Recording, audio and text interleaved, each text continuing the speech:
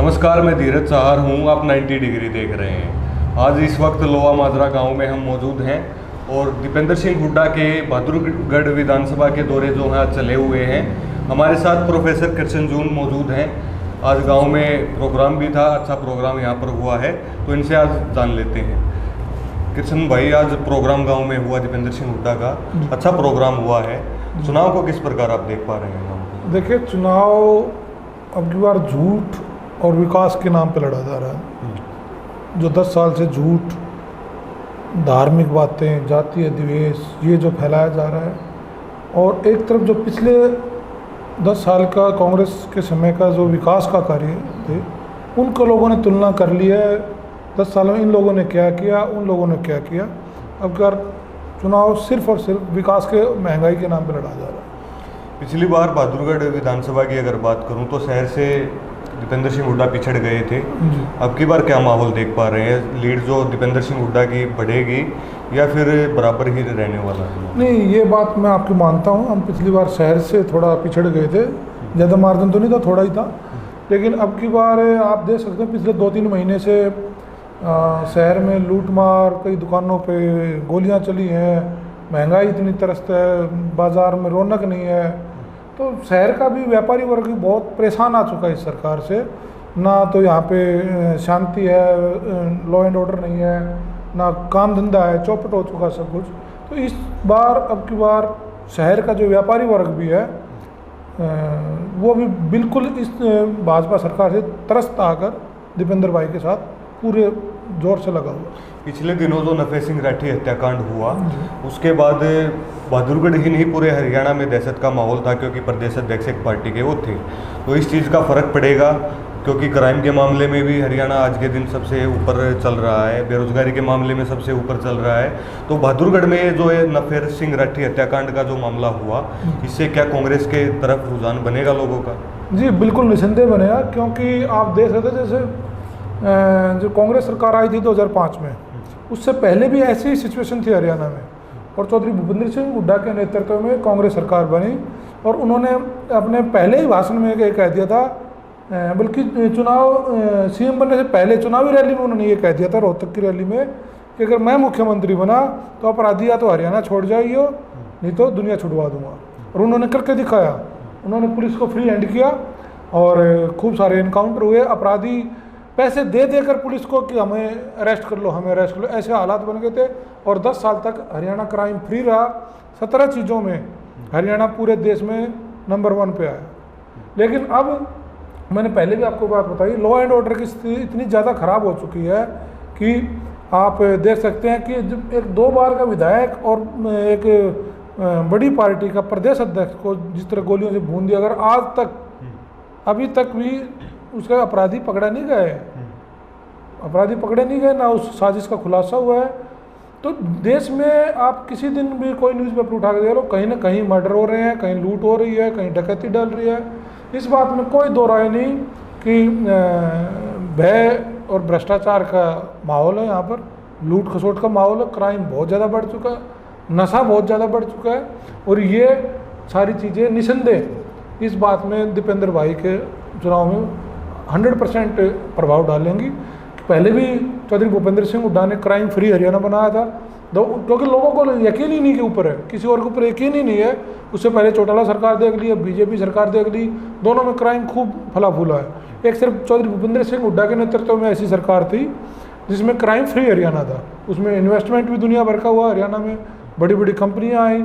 रोहतक में लोकसभा की हम बात करें तो 5 नेशनल लेवल के इंस्टीट्यूट आए, एम्स आया, IIM आया, नेशनल कैंसर इंस्टीट्यूट आया, नेशनल कैंसर हॉस्पिटल आया,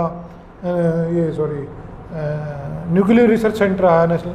तो इस टाइप की हम बात कर सकते हैं। अभी कि 10 साल की सरकार में आप बता दो कि क्या हुआ, इंक्लूड मेट्रो। अगर रोहतक में या बहादुरगढ़ में, हम रोहतक लोकसभा की बात करें तो चौधरी भूपेंद्र सिंह हुड्डा ले गए। दिल्ली की सरकार ने, ये तो ऑन रिकॉर्ड है, पेपर में भी है, कि मुंडका से आके मना कर दिया था कि हमारे यहाँ के और ज़्यादा आबादी वाले क्षेत्र हैं, हम वहाँ पर पहले मेट्रो लाएंगे, हमें ज़रूरत नहीं है इस लाइन की। तो पहला ऐसा केस हुआ कि दिल्ली के हिस्से का पैसा भी चौधरी भूपेंद्र सिंह हुड्डा के नेतृत्व में हरियाणा सरकार ने पे किया और बहादुरगढ़ में मेट्रो है।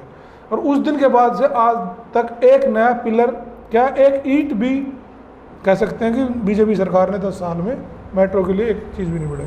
दीपेंद्र सिंह हुड्डा जब भाषण दे रहे थे तो कह रहे थे, आप भी वहीं मौजूद थे, कि जो सरपंच के इलेक्शन में जो करते हैं ना कि बाहर से जो वोटें हैं वो भी गांव में लेकर के अब की बार वोटिंग परसेंटेज बढ़ाना है, तो इस अपील का असर लोगों में दिख रहा है। बिल्कुल बिल्कुल दिख रहा है, क्योंकि पिछली बार जो नेक टू नेक फाइट बनी उसका एक कारण ये भी था कि बहुत सारे हमारे लोग इस और कॉन्फिडेंस में रह गए कि दीपेंद्र तो हार ही नहीं सकता, तो बहुत सारे लोग वोट डालने ही नहीं गए कि क्या होगा।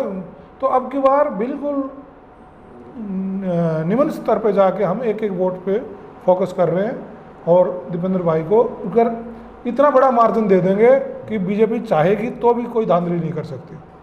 दीपेंद्र सिंह हुड्डा बार बार अपने भाषण में ये कहते हैं कि ये लड़ाई केवल रोहतक लोकसभा की नहीं है, ये लड़ाई हरियाणा विधानसभा की भी है, क्योंकि 4 महीने बाद विधानसभा का चुनाव भी होना है। और कहते हैं, दीपेंद्र सिंह हुड्डा कहते हैं कि जो चंडीगढ़ की लड़ाई है वो वाया दिल्ली होकर के जा रही है। आप इस बात को किस प्रकार देखो, बिल्कुल दीपेंद्र जी जो कह रहे हैं बिल्कुल सच कह रहे हैं, क्योंकि ये लोकसभा का चुनाव है, इसमें परफॉर्मेंस के बेस पे आगे ही वोटिंग खूब होती है, इस बात में कोई दो राय नहीं। और दीपेंद्र जी पहले भी संसद में, सड़क से संसद तक, किसान आंदोलन में, और कोई ऐसा लीडर नहीं था जो रात को 2 बजे भी, सुबह 10 बजे भी, शाम को 6 बजे भी किसानों के बीच में रहता था। वो यहाँ पे शाम को बॉर्डर पे होते थे, दिन में संसद में होते थे, दिन में संसद में होते थे तो रात को फिर यहाँ पे बॉर्डर पे होते थे। तो इस बात में कोई दो राय नहीं है कि दीपेंद्र हुड्डा जी भारी मार्जिन से जीत रहे हैं और अब की बार 9 के 9 हल्कों से जीत रहे हैं। बहादुरगढ़ की क्या स्थिति इसमें? बहादुरगढ़ की स्थिति ये है कि पिछली बार थोड़े से मार्जिन से हम पीछे रह गए थे, अब यार कम से कम हम 20 से 25 हज़ार की लीड के साथ बहादुरगढ़ से निकलेंगे। किसान आंदोलन भी बहादुरगढ़ के इर्द गिर्द हुआ, टिकरी बॉर्डर हुआ, जय सिंह बॉर्डर हुआ, तो किसानों में इस चीज़ का रोष है। और क्या पिछली बार तो नरेंद्र मोदी की लहर में भी अरविंद शर्मा को वोटें मिल गई थी, अब की बार क्या माहौल वो देख पा रहे हैं? देखो, ये तो जनता के सामने है, रोजाना कहीं ना कहीं से खबरें आ रही हैं कि आज बीजेपी कैंडिडेट को उस गाँव में नहीं घुसने दिया, आज उस गाँव में नहीं घुसने दिया। तो वो क्या कहते हैं, लोग कहते हैं कि तुम लोगों ने हमें दिल्ली जाने से रोका था, अब हम तुम्हें अपने गांव में आने से रोक रहे हैं। तो ये तो देखो बिल्कुल एक खुली किताब की तरह है कि किसान आंदोलन का असर बहुत बहुत अंदर तक है लोगों में और रोष भी बहुत ज़बरदस्त है। नरेश कौशिक भी शायद मैं गलत नहीं हूँ तो इसी गांव के हैं जी, तो उसका कुछ फ़र्क पड़ेगा ये लोकसभा चुनाव में? अगर अरविंद शर्मा के पक्ष में अगर कैंपेनिंग करने आएंगे तो उस चीज़ का फ़र्क पड़ेगा? देखो, कैंपेनिंग तो कर रहे हो बीजेपी के भाई, पूर्व प्रत्याशी भी, पूर्व विधायक भी हैं, कैंपेन तो करते रहे, कर लें, कोई बात नहीं, और करनी सभी करते हैं, इसमें कोई दो राय नहीं। लेकिन अब तो वो पूर्व विधायक हैं, जब वो सीटिंग एमएलए थे तब भी हमारे दोनों गांव से, लोहा माजरा से दीपेंद्र हुड्डा 2100 वोटों से जीत के निकले थे। तो जब वो सीटिंग एमएलए होते हुए जब ये हाल था, तो अब तो समय बहुत बदल चुका है और हमें उम्मीद है कि बिल्कुल ही 80-20 का चुनाव होगा। 20 का भी नहीं, मेरे ख्याल से 90 और 10 का चुनाव रहेगा हमारे गांव से। 10% में बीजेपी और अदर सब रहेंगे और 90% में अकेले दीपेंद्र भाई रहेंगे। दीपेंद्र सिंह हुड्डा तो आश्वस्त हैं अपनी जीत को लेकर, वो कह रहे हैं कि बस अब लड़ाई मार्जिन की है, जीत तो हम रहे हैं जी। कार्यकर्ता क्या मान रहे हैं? आश्वस्त हैं कार्यकर्ता? बिल्कुल बिल्कुल खुशी हो रही है कि कार्यकर्ता चुनाव में हम मजबूत हैं। जी, देखो निसंदेह खुशी होती है जब अपना लीडर और दीपेंद्र भाई जैसा लीडर, जो खुद बीजेपी सरकार ने उनको बेस्ट सांसद का अवार्ड दिया था, बोलने के, चालने के, काम करने के लोगों के, और चाहे गर्मी हो सर्दी हो, चेहरे पे उनके स्किन नहीं देखी मैंने कभी भी कि भाई इनके स्किन आ गई हो, चाहे कितने परेशान कर देते हो, चाहे लोग कितने भी किसी तरह, उनका मिलनसार, ऐसे आदमी के लिए कार्यकर्ता काम करके बहुत ज़्यादा खुश होता है। वो ऑर्डर की प्रतीक्षा नहीं करता, वो कार्यकर्ता खुद, क्योंकि हर कार्यकर्ता खुद दीपेंद्र बन के चुनाव लड़ रहा है और वर्करों में भी बहुत ज़बरदस्त उत्साह है, जनता में भी उत्साह है। वो एक कहावत है कि ढोल के साथ पैर उठता है शादी में नाचने के लिए, तो ढोल जनता ने ऐसा बजा दिया अब की बार बीजेपी का कि आप पिछले 2-3 महीने का देखेंगे तो रोज़ कांग्रेस में ज्वाइनिंग हो रही है। कल या 2-3 दिन पहले आपने देखा हो 3 एमएलए ने समर्थन वापस लिया, 3 में से 2 तो निवर्तमान मुख्यमंत्री और वर्तमान मुख्यमंत्री के ही क्षेत्र से आ रहे हैं। अगर इतना ही अच्छा माहौल होता तो उन्हीं के घर के जब क्षेत्र से लोग भाग रहे हैं तो बाकी क्षेत्र में तो क्या हाल होगा। दुष्यंत चौटाला ने भी अपने कैंडिडेट दिए हैं, रविंद्र सांगवान। जी क्षेत्र में है कुछ जेजेपी का, देखिए, जीरो हो चुकी है बिल्कुल। देखिए दीपेंद्र हुड्डा जी ने पहले भी बोला था और अभी भी बोल रहे हैं, ये सब प्री प्लान था इनका। चुनाव से पहले समझौता तोड़ना ही प्री प्लान था, उसके बाद ये अलग से कैंडिडेट उठाना ये भी इनका प्री प्लान है, क्योंकि बी टीम है। रही बात जिसकी आप नाम ले रहे हैं, जो भी है कैंडिडेट, पिछली बार इन्होंने भी उठाया था, क्या हुआ था, जमानत बुरी तरह जब्त हुई थी। एक तो जमानत जब्त होती है, एक बुरी तरह जब्त होती है, वही हाल इनका भी होगा। जहाँ तक मुझे आइडिया, पिछली बार इनके शायद 29,000 के आसपास वोट आए थे।